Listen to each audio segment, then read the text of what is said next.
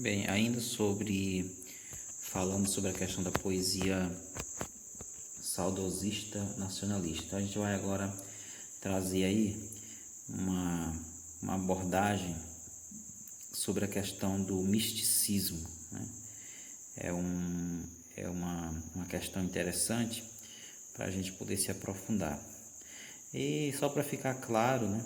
Então, quando se fala em saudosista, né? Quando se fala em poesia saudosista, é aquela poesia que aborda, né? Aquela ideia de saudade, né? Que traz aí aquelas questões relacionadas ao passado, né? Ao passado de um país, aqui no caso, né? O passado de alguém. No caso aqui a gente está falando de saudosismo e de nacionalismo. Então, a gente interpreta que se trata aqui de uma questão que envolve uma nação, né? Que envolve um país. Então, é uma poesia saudosista porque ela traz essa saudade, né? É uma poesia que está voltada, então, que está abordando, né? Está ligada às questões do passado, né? E nacionalista por quê? Porque a gente está falando de um país, estamos falando de uma nação, tá? Então, vamos aqui aprofundar um pouquinho aqui, levando comentando um pouco essa questão aqui do misticismo, tá? Misticismo e nasce misticismo, aquela ideia de crença, né? E nacionalista, como eu já disse, né? A questão de uma crença relacionada ao que é um país, não é uma questão individual, é uma questão de um país, de uma nação. O misticismo nacionalista é representado por uma volta ao passado, buscando Portugal em seu período de formação. A identificação com o mar, o período das grandes navegações, o profetismo sebastianista, e o sonho de um império grande, né, que não admite o meio termo, né, é tudo ou nada. Então, quer dizer, esse misticismo, essa crença, né, os artistas que acreditavam que Portugal ainda se tornaria uma grande nação, né, ainda se tornaria um grande império. Então, nesse momento aí a gente vê que a gente interpreta que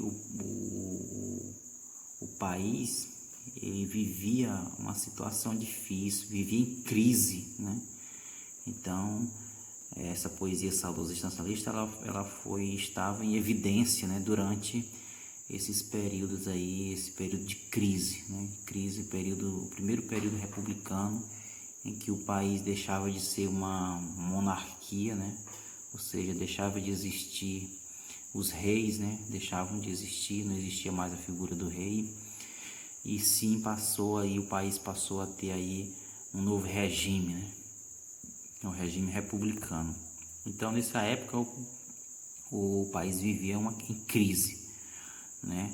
Estamos falando aí da virada do século XIX para o século XX. Então, é nesse momento aí que as pessoas, né, o povo, os artistas, né, muitos intelectuais, aí, muitos artistas, eles tinham em si, né, em seus poemas, né, eles tinham em si essa ideia, né, esse misticismo, essa crença, tá? Eles acreditavam que Portugal ainda se tornaria aí um grande império, né? Então, eles acreditavam aí na volta aí de Dom Sebastião, né? Então é daí que vem aí essa questão do profetismo, né? Do profetismo sebastianista, nessa ideia de profecia relacionada a essa figura, nessa pessoa, né? O Dom Sebastião. Então, por falar em Dom Sebastião, vamos falar aqui um pouquinho da história dele, né? Então, nascido em 20 de janeiro de 1554, Dom Sebastião era filho do príncipe Dom João e neto do rei Dom João III. Foi coroado com apenas 3 anos de idade, tá? Em 20 de janeiro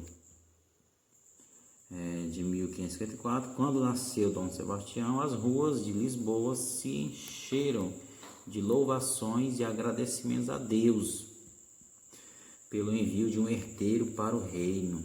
Isso ocorreu poucos dias depois do falecimento de seu pai, o príncipe Dom João. Então, o filho nasceu, né, poucos dias depois aí do falecimento do pai, né? Então, triste realidade, né? Então, morreu o pai, mas alguns dias depois veio aí esse algo, né, acontecimento bom, né, positivo, aí foi o nascimento aí da criança, né, Dom Sebastião. Tanto nos púlpitos como nas procissões, os portugueses procuravam demonstrar aos céus sua infinita gratidão pela chegada daquele que mais uma vez reafirmaria a soberania de Portugal frente a Castela, né? Ancestral postulante a direitos sucessórios da monarquia lusitana. Então, quando se fala em Castela, né, então a gente fala aí um reino, né, e seria o possível reino, né, que iria dominar o Portugal, né? Então, se não tinha mais Dom João, já tinha falecido, então e aí morreria e aí não teria um herdeiro, né? Então, um país sem herdeiro, né, já que o pai, né, o príncipe Dom João já havia falecido, então o povo, né, estava ali com aquela esperança de que nascesse ali o filho, né, o herdeiro, e para a alegria do povo português foi o que aconteceu, né? Então, quer dizer, se no caso não tivesse aí um herdeiro, né? Caso não aparecesse, caso não tivesse nascido, né, um herdeiro, então Portugal certamente seria aí anexado aí ao reino de Castela. Então isso era algo que os portugueses não queriam. Então daí vem aí essa alegria, né? Então o príncipe Dom João faleceu, mas ele deixou o seu herdeiro que nasceu, né, em 20 de janeiro de 1554. Então esse o nascimento desse herdeiro trouxe aí grande alegria para os portugueses e, portanto, o risco, né, diminuiu o risco aí de Portugal passar a ser dominado por Castela, né? Portugal, caso Portugal não tivesse um herdeiro, né, uma pessoa que herdasse o reino, então quem teria o direito, né, seria aí o reino, né, o rei, né, de Castela. Então esse reino que iria passar então a dominar Portugal. Então Portugal estava naquela situação, né, precisando aí de um herdeiro, e deu tudo certo, né, inicialmente. Então o herdeiro Dom Sebastião, para a alegria do povo, ele nasceu e assim trouxe felicidade, né, para todo o povo de Portugal. Então, continuando, aos 14 anos, Dom Sebastião foi declarado, né, maior, né? Então passou a ser de maior, né, como a gente chama aqui. Passou a se tornar adulto, considerado adulto, e assim assumiu o trono português. Era um rei justo e um homem de bem. Preocupava-se com seus vassalos, né? Um de seus principais objetivos era instalar o Império Português no norte da África e combater os muçulmanos, disseminando o cristianismo. Então, ao assumir o trono, começou o seu projeto de guerra contra os mouros. Mas no dia 4 de agosto de 1578, seu exército de 15 mil homens foi arrasado, né, pelas forças superiores aí do sultão Mulay, né, no que foi conhecida como Batalha de Alcacer-Quibir. Então, nessa batalha, o rei Dom Sebastião desapareceu misteriosamente e seu corpo jamais foi encontrado. Então, o fato de o rei não deixar herdeiros facilitou para que a Espanha tomasse Portugal como sua colônia em 1580. Após a morte do cardeal Dom Henrique, tio-avô de Dom Sebastião. Essa situação durou 60 anos. A esperança que o povo tanto depositou na figura do desejado, ou seja, na figura do Dom Sebastião, né? Essa esperança, ironicamente, voltou-se contra eles mesmos. Então, logo após o desaparecimento do rei e a tomada do poder pelos espanhóis, começaram a circular em Lisboa quadras, né, poemas populares, né, de sentido obscuro e messiânico, né, nas quais continham mistérios e presságios. Então, estas eram atribuídas ao humilde sapateiro Gonçalo Eanes Pandarra. Profetizavam graves eventos políticos e a volta de Dom Sebastião. Então, quer dizer, eles estavam aí nessa situação aí de crença, né, de que o Dom Sebastião iria voltar. Então, o povo começou a ver nessas quadras, nesses poemas, nesses textos, um aviso e uma profecia.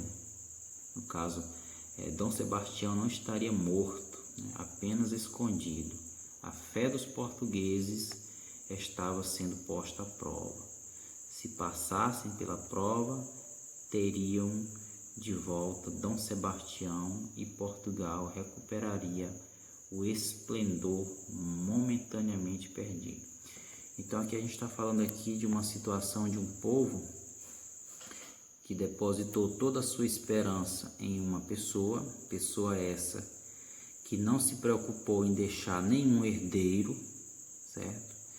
E nessa guerra ele foi morto, porém as pessoas acreditavam que ele não estaria morto, né? Então o corpo nunca foi encontrado, nunca foi encontrado. Então ficou ali aquela crença, né? Ali começou aquilo que a gente chama de sebastianismo, né? É aquela profecia sebastianista, né? Quer dizer, as pessoas acreditavam que esse rei, né, o Dom Sebastião, voltaria para Portugal e faria com que Portugal se tornasse aí novamente aí uma grande nação, né, um grande reino, e portanto Portugal iria recuperar o esplendor, né, ou seja, a força, né, aquele momento, né, de glória, né? Então Portugal iria novamente ter a sua glória, certo? E portanto daí nesse sentido aí que a gente coloca aí essa questão do sebastianismo, né? Então o sebastianismo está relacionado com toda essa história, né? Essa história de crença, né? Essa história que as pessoas acreditavam nessa volta, né? Nesse reaparecimento desse rei, o rei Dom Sebastião, né? Um rei que desapareceu e que as pessoas acreditavam que ele não estaria morto, que ele voltaria, que ele seria o grande herói, né? Que seria o grande herói que iria trazer para Portugal novamente a glória, né? E que faria com que Portugal se tornasse novamente aí uma grande nação, né? Um grande império. Então, esse sebastianismo, essa crença, ela está relacionada a toda essa história. Muito bem, então depois de ter falado um pouco aí sobre a poesia saudosista nacionalista, né? Ou seja, a poesia ortônima, né? Como já falamos, a poesia ortônima é aquela poesia assinada por Fernando Pessoa, pelo próprio Fernando Pessoa. E essa poesia ortônima ela é dividida em duas vertentes, ela é dividida em duas categorias. é dividida em duas temáticas, né? Então a primeira temática é a temática que a gente tem aí, que é a temática saudosista nacionalista. Então a gente falamos aí da questão aí do misticismo, né? Que envolve aí a questão do sebastianismo, né? Falamos um pouquinho da Renascença portuguesa, né? Então, um outro ponto também a ser considerado em relação a essa poesia saudosista nacionalista é que muitos dos poemas que compõem a coletânea, né, ou seja, que compõem a obra Mensagem, muitos, né, desses poemas apresentam um tom épico, né? Ou seja, quando se fala em história, né, quando se fala essa questão de heróis, né, então, e tudo isso aí está relacionado ao que a gente chama de épico, né? São as narrativas, né? São aqueles poemas que narram histórias, fatos, né? Envolvendo figuras históricas, heróis, né?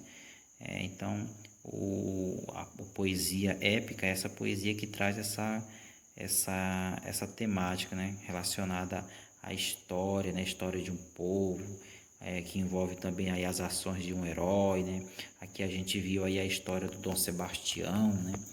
O Dom Sebastião aí que era tido como um herói, né? Pelos portugueses, um herói que desapareceu e que provavelmente iria voltar, e essas pessoas, né? Eles passaram aí o povo português, né? Os artistas, eles tinham ali aquele sentimento, né? Aquela crença, né, de que esse herói ele iria reaparecer, né, de que Dom Sebastião iria voltar, né, porém isso não se concretizou. Então esses poemas, né, muitos dos poemas que estão nesse livro, nessa obra Mensagem, eles têm essa característica, né? São poemas épicos, né? Poemas que têm um tom épico, ou seja, eles trazem essas narrativas, né? Ou seja, são histórias, né? Que envolvem aí os feitos heróicos, né? As questões relacionadas a um povo, né? As lutas e tal, né? E, portanto, alguns desses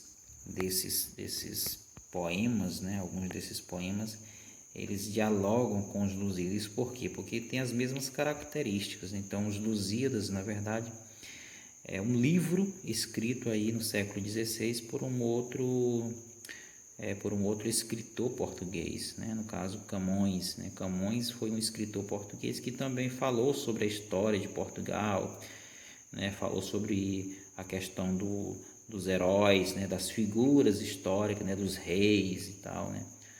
Das navegações, né, dos grandes feitos, né, daquele povo. Então, Camões é um escritor português do século XVI, ou seja, um escritor que existiu bem antes de Fernando Pessoa. Então, Fernando Pessoa é do século XX, né, um escritor do século XX, e Camões é um escritor mais antigo, né?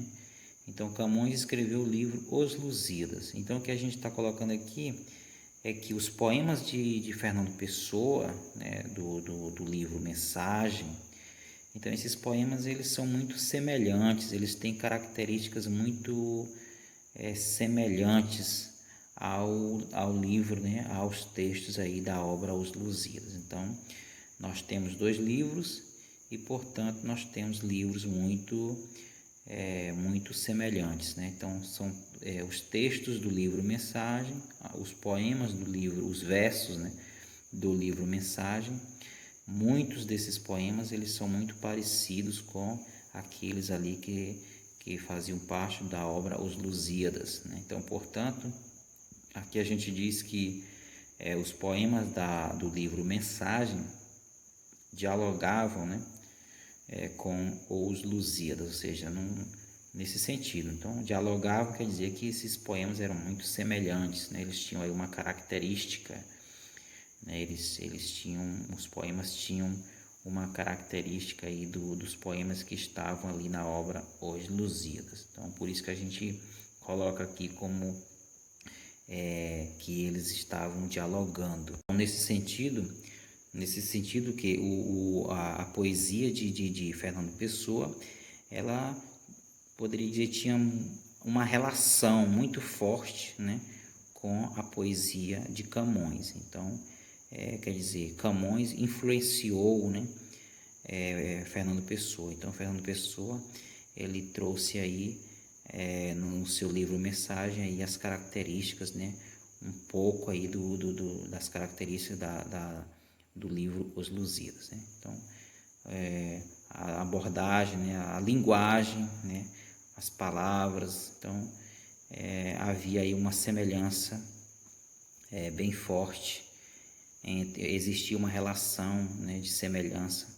entre os poemas do livro Mensagem e os poemas que faziam parte ali do livro Os Lusíadas. Então, portanto, se trata de dois livros produzidos, né, duas obras produzidas em períodos bem diferentes, porém esses dois livros tinham assim uma relação, né? Então os poemas desses livros tinham uma forte relação.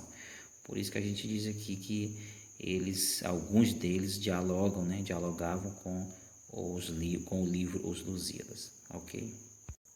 Bem, pessoal, para finalizar aqui, só para ficar bem claro, né, aqui o nosso vídeo ele é um vídeo caseiro, então a qualidade do vídeo não é muito boa, certo?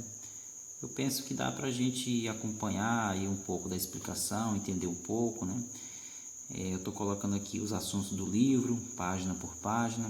Temos aí umas questões aí que eu vou responder aqui por meio dos vídeos, né? Eu vou fazer os vídeos, não só com as explicações, né, com as aulas aqui, mas também vou fazer os vídeos aqui com as questões das atividades que estão aí no livro, que é justamente o livro que eu estou trabalhando aqui, né? Que é o livro Língua Portuguesa se liga na língua, né? 3º ano. Então, nós temos aí um canal, né, no YouTube, e nesse canal vai ficar aí as videoaulas, né?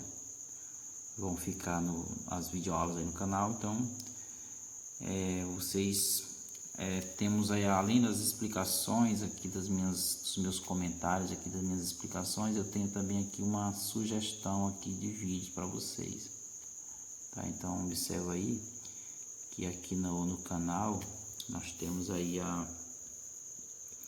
no capítulo, nós estamos trabalhando no capítulo 2, né? Então, nesse caso, nós temos aí as sugestões de vídeos, né? De videoaulas, tá?